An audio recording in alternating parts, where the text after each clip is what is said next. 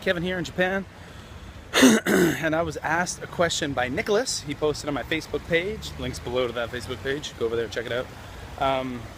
He asked me, he basically said that, what's the deal with the Ebola thing in Japan? Is it much of a scare? Is it in the news a lot? Are people talking about it? Obviously it's big news in the United States.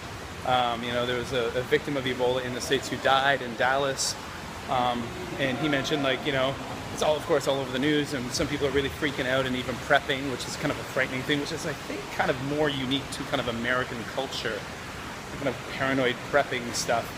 I've seen the TV show First Day Preppers, and that's just bizarre.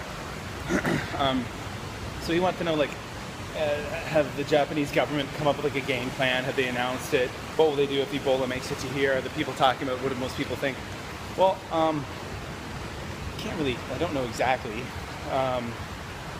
I live with a Japanese person, and we watch the news every night, and it is one of the lead stories on the news every night about the Ebola breakout in West Africa, and it's been on the news about America.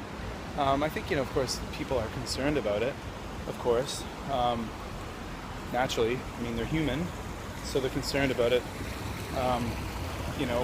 When my wife watches stories about the Ebola breakout in West Africa, she uses words like "kwai, kwai, kwai," like scary, scary. But I think it's one of those things, until it hits home, people kind of think, oh, it won't happen here. It can never happen here.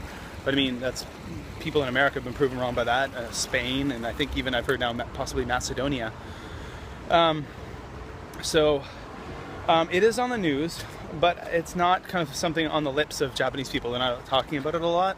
And I think that's because there's a lot of shit going on in Japan recently, with Mother Nature beat the crap out of Japan. Typhoon after typhoon. Last month, a couple of months ago, there was some massive heavy rainfalls, and in Hiroshima there was a massive landslide which went through a residential area, which killed more than 50 people.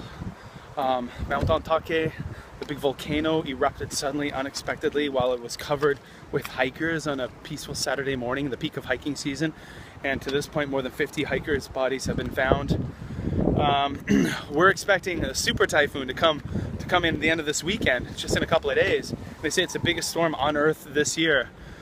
So we got to batten down the hatches for that. So there's a lot of stuff that's just going on and on and on. There was a big dengue fever outbreak in Tokyo that made its way down to Osaka, but mostly in Tokyo. First time in more than 70 years there's been dengue fever in Japan. So there's been a lot of stuff going on in Japan that I guess kind of takes away from that whole Ebola thing. And I suppose unless a case gets here, which there's always a distinct possibility of it happening, it's probably not going to be in the forefront of the news. As far as the government strategy, I don't know. I haven't heard that kind of stuff on the news. I'm sure probably in the Japanese media, the Japanese language media, as opposed to the English news media here in Japan. Maybe they talk about that. But again, I think the people in Japan are more concerned with disaster assistance, disaster relief, and disaster response stuff right now because of all these natural disasters that have been going on. And there could be another one in a few days, guys. It could be, they're saying this typhoon, if it doesn't slow down much before it hits Japan, it could be a lot of mayhem, here in the next few days, which I hope not. I really hope not.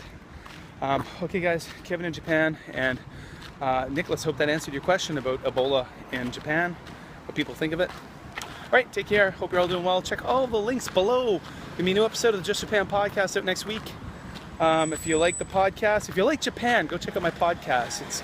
Every week I cover a new topic about Japan, interview different people about different topics about Japan, and so it's good stuff. All right, all the links are down below in the description box. Go check them out later.